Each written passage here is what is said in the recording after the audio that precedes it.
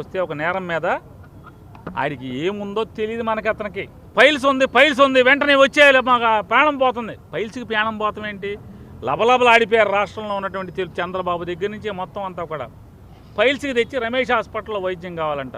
ఇతనికేమో ఊపిరాట్లేదు, ఊపిరితిత్తుల్లో సమస్య ఉందని చెప్పి చెప్పుకుంటా రోజు కోర్టు తీర్పు మీదకు రోజు రాత్రిపూట జైలు సెల్లో ఆక్సిజన్ పెట్టుకునేటువంటి పరిస్థితి, సిపిఆప్ మిషన్ పెట్టుకుని అతను రోజులు గడుపుతున్న పరిస్థితి ఉంటే, అంటే ఒక్కరోజు ఒక్కో వీళ్ళ తరపున పనిచేస్తే మాత్రం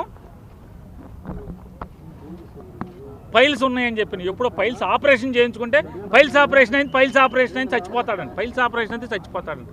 ఇక్కడ ఊపిరితిత్తులు దెబ్బతిన్నా కూడా చచ్చిపోరు. ఏంటి కేసు వంశీ మీద కేసే అంటే చంద్రబాబును ముఖ్యమంత్రిగా ఉన్నప్పుడు వల్లభనేని వంశీ తెలుగుదేశం పార్టీ ఎమ్మెల్యేగా ఉండి దొంగ పట్టాలు పంచిపెట్టాడనేటువంటి అభియోగం అంట.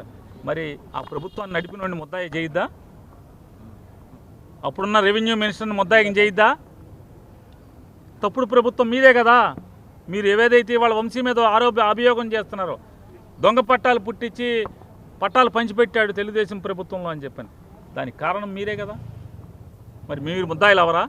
తండ్రి కొడుకులు ముద్దాయిలు అవరా?